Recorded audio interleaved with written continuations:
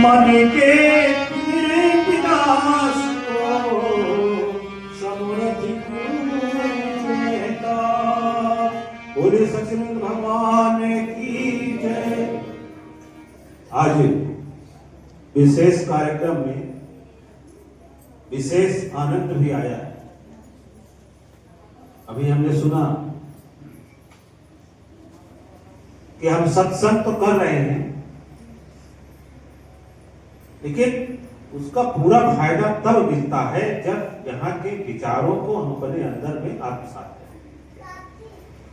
यही चीज अभी महात्मा जी भाई साहब ने बताया, भाई लालचंद जी ने इसको और क्लियर किया। बातें तो बड़ी अच्छी होती हैं, लेकिन जब तक उस पर अमल न हो जाए तब तक उसका फायदा। दवाई का पैकेट खूब सुंदर बना हुआ है, पैकेट में दवाई भरी पड़ी है, कोई काम की है? वो काम तब करती है जब वो पेट के अंदर जाती है। दवाई का फायदा तब मिलता है जब वो रैपर खोल करके टेबलेट अंदर जाएगी, तब फायदा करेगी।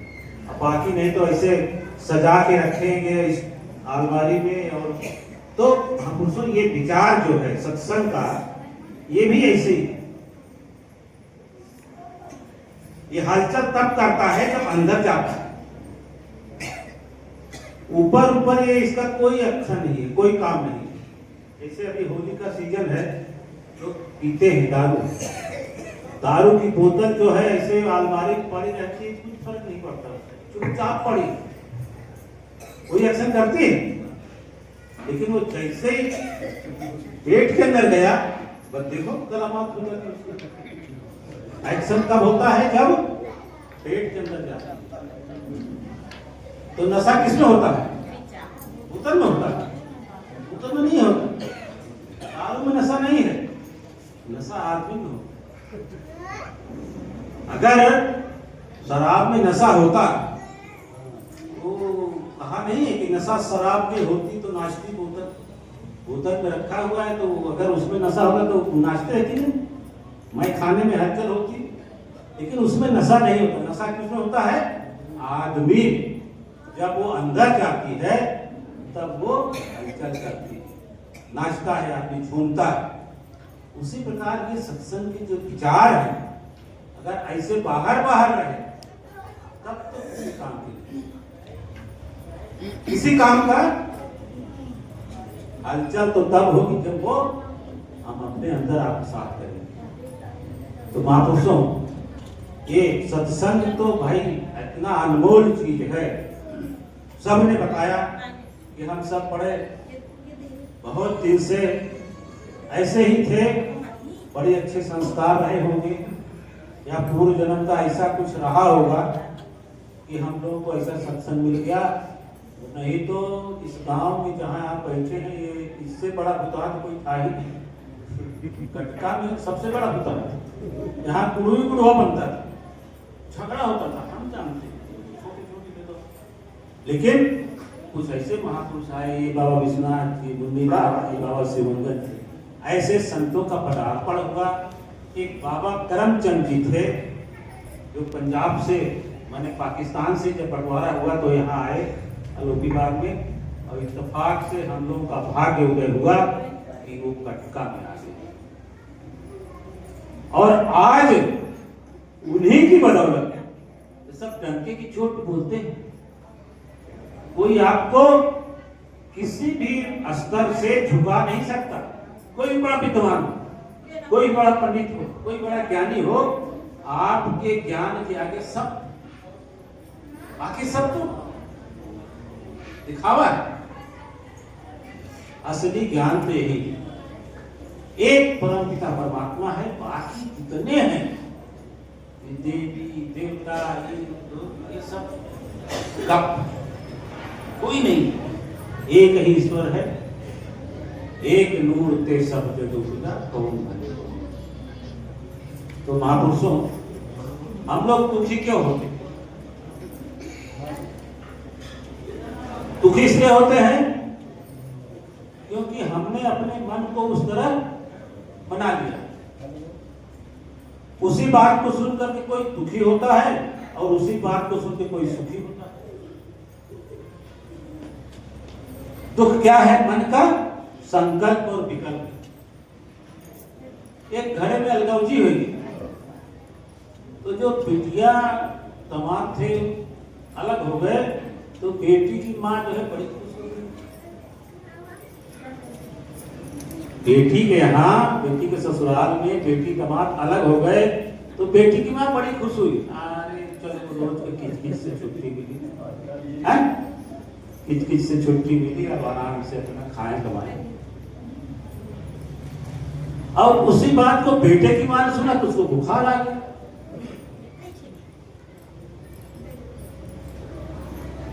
उसी बात को बेटे की माँ को जब सुना कि मेरे बेटा अलग हो गया, बहू अलग हुए, उसको बुखार आ गया।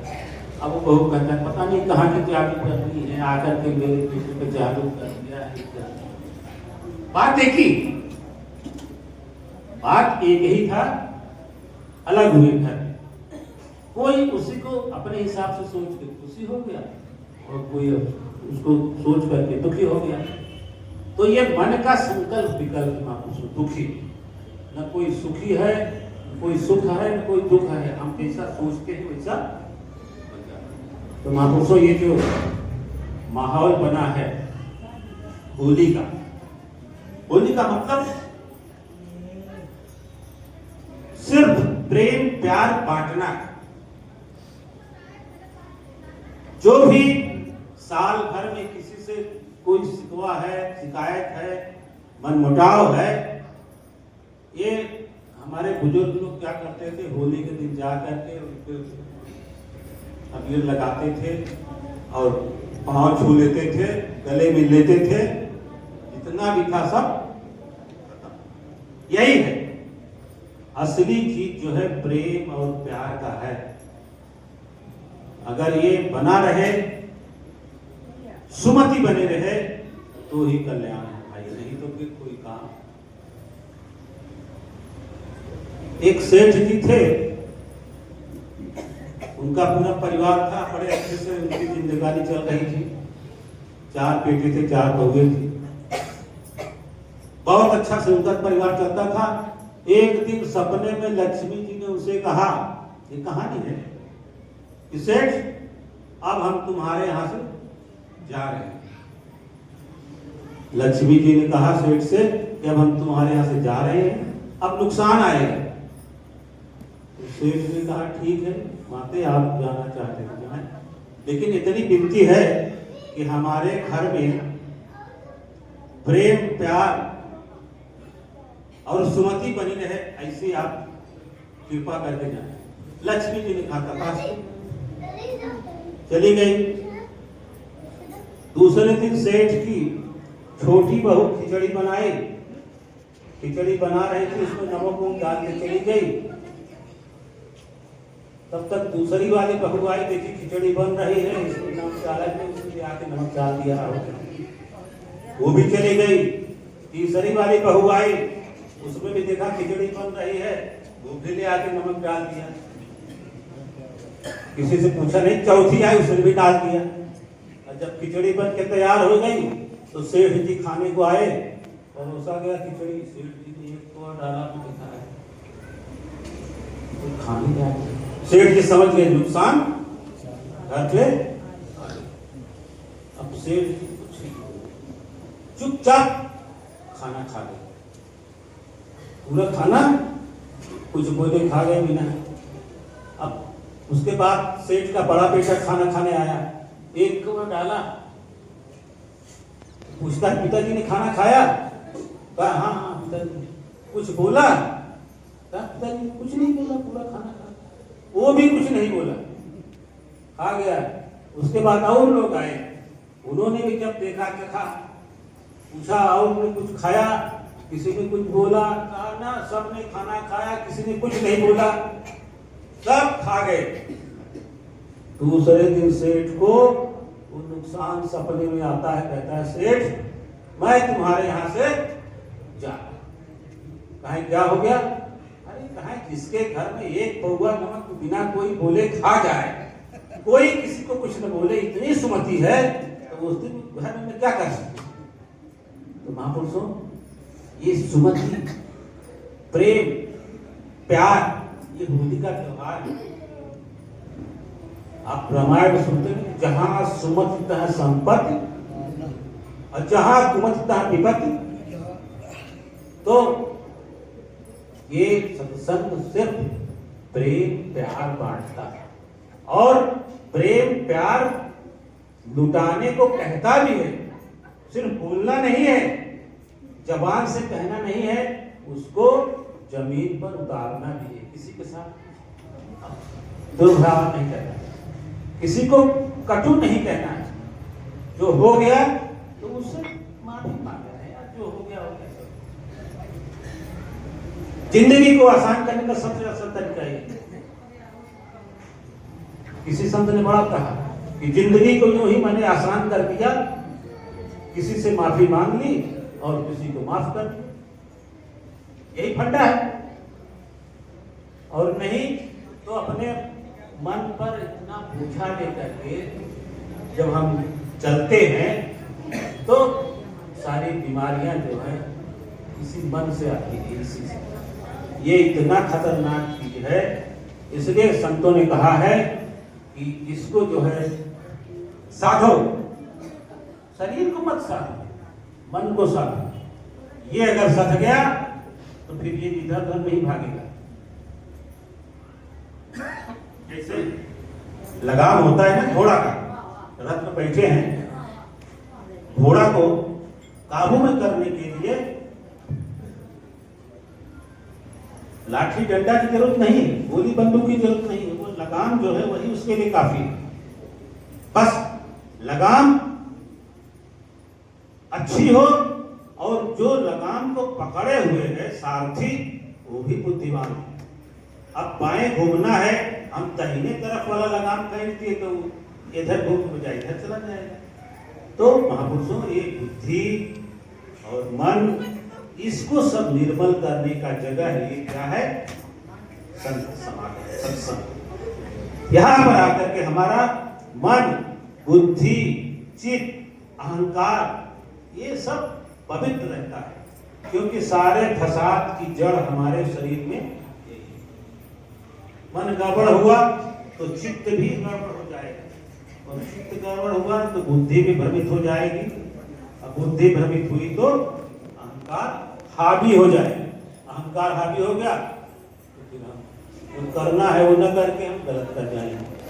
तो आइए महापुरुषों, थोड़ा सा क्या कहना है संगत जी। आनंद गुरुमुख के घट से मिले, आनंद गुरुमुख के घट से मिले, है गुरुमुख वही जो फटे दिल को सिए। फूलों से कोमल है, फूलों से कोमल है संतों का मन, हरि प्यार की कमी न होती लगन कभी। मगर जब मुसीबत में संसार हो, मगर जब मुसीबत में संसार हो, तो मानो कि दिल की उसकी तलवार हो। शेरों के सम आते मैदान में, विश्वास करते वो कृपान में, बन वज्र व काट देते विकार, पल पल भर देते हैं बिगड़ी समार। क्या बात। यही चीज तो गुरबाणी में भी है। संत, सत्संग का मतलब क्या होगा? सत्संग का मतलब हम लोग मतलब जैसे कि भजन कीर्तन करना, अच्छा, ये सत्संग असल में नहीं है। जो हम लोग करते हैं ना, ये अच्छा गाना, भजन गाना, ये सत्संग की श्रेणी में एक्चुअली नहीं आता। कथा सुनना ये भी सत्संग नहीं है। कथा, वार्ता, कीर्तन, ये सत्संग न हो। कथा, वार्ता, कीर्तन, ये सत्संग न हो। सत्य जान सतमय बने, सत्य जान सतमय बने, सत्संग का। ये तो जो भजन कीर्तन होता है ना, ये मन को एकाग्र करने के लिए।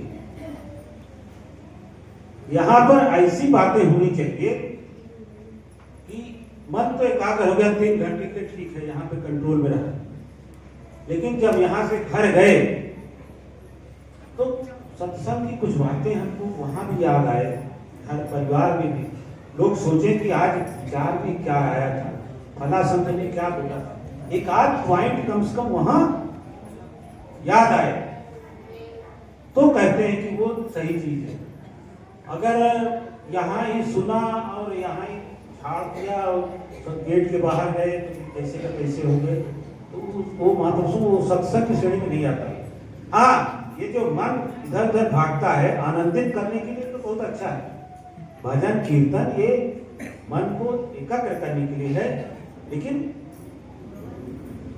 जैसे आपने वो देखा होगा ना, जो मदारी होता है या कोई बेचने वाला सामान होता है ना, टूथपेस्ट बेचने वाला या मंजन बेचने वाला, तो पहले टुकटुकिया बताएगा, तो भीड़ दिखाएगा, वो जादू करेगा, कुछ दिखाएगा, कुछ खेला करेगा, भीड़ इकट्ठा हो जाएगी, मजमा इकट्ठा करने के बाद फिर अपना वो मंजन बेचता है। असली काम क्या है उसका? मंजन बेचना, कुछ सामान बेचने का उसका उद्देश्य है। लेकिन जो भीड़ लगाता है, जादू दिखाता है, वो सिर्फ इसीलिए है कि भीड़ इकट्ठा हो जाए। तो ये जो मजमा होता है ना, ये भजन कीर्तन होता है, ये भी मजमा ही है। असली काम तो जो भेजने वाला का है ना, वो ज्ञान का है। ये ज्ञान सबको मिले, हम ज्ञानी बने, हम अगर ज्ञानी बन जाए सब, तो फिर और किसी चीज की जरूरत नहीं। हम लोग कहते हैं कि हमको यहाँ आए हैं मोक्ष के लिए, मुक्ति के लिए। मुक्ति मुक्ति कुछ नहीं है, मोक्ष भी कुछ नहीं है। मोक्ष तो आप ऑलरेडी हो, सब लोग मुक्त हैं। जैसे अभी कहें कि अंधेरा भगा देना है, अंधेरा नाम की कोई चीज होती ही नहीं है, 24 घंटे उजाला रहता है, क्योंकि उजाला किससे होता है? सूर्य से। सूर्य 24 घंटा रोशनी देता है, लेकिन वो उजाला, वो रोशनी कहीं ढक जाती है किसी चीज से, अंधेरा होता है। बस वो जो आवरण है, जो ढका है जिससे, उसको हटा दीजिए तो उजाला उजाला है। उसी तरह सभी ज्ञानी हैं, सभी विद्वान हैं, सब कुछ हैं, लेकिन और सभी मुक्त भी हैं। लेकिन ये जो आवरण हमारे ऊपर पड़ गया है ज्ञान का, मोह का, लोभ का, क्रोध का, द्वेष का, ईर्ष्या का, राग का, ये हटाना जरूरी है। यही हटाने के लिए सत्संग करना। आजकल का सबसे बड़ा रोग क्या है? ईर्ष्या, सबसे बड़ा रोग। कोई आप देखिएगा, कोई अच्छा ही कर रहा है, आपसे अच्छा नौकरी पा गया, अच्छा घर बना लिया, उसको देख करके वो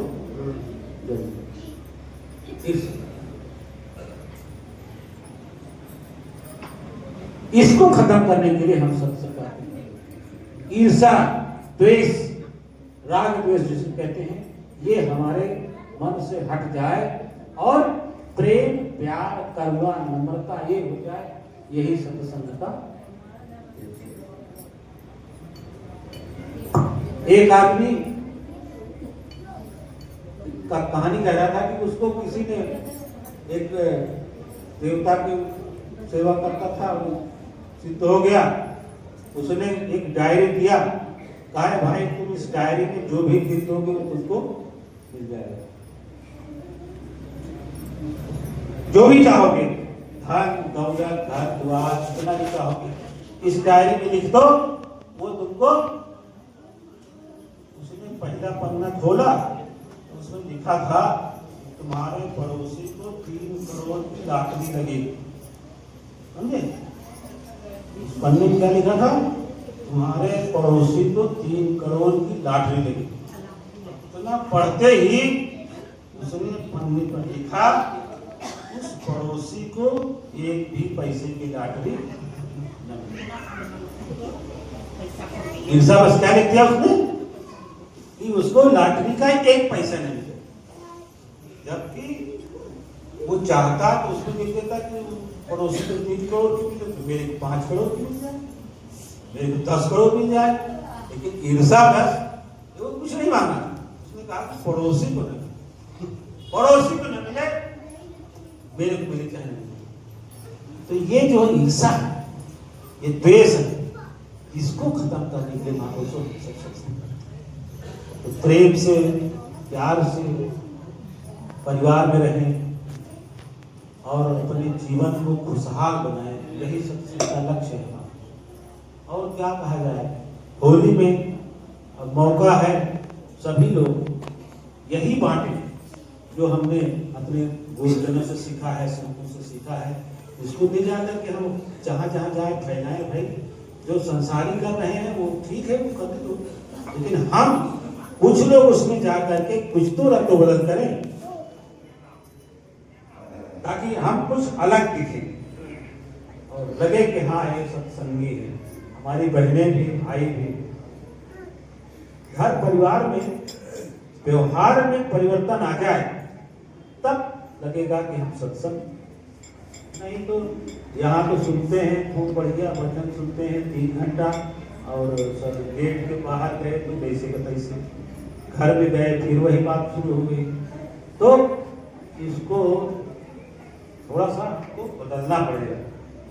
हम ध्यान दिए हैं, बहुत दिन से सत्संग कर रहे हैं, 10-20 साल, 30 साल, 40 साल से लोग सत्संग कर रहे हैं, लेकिन परिवर्तन कुछ खास नहीं। उसका कारण है कि हम लोग अपने जीवन को जो है ना, वो 3 घंटा सत्संग करने के लिए है, उसको अमल नहीं करते। जिस दिन अमल करना शुरू कर देंगे तो हमारा जीवन धन्य हो जाएगा। प्यार से बोलिए सतगुरु महाराज की।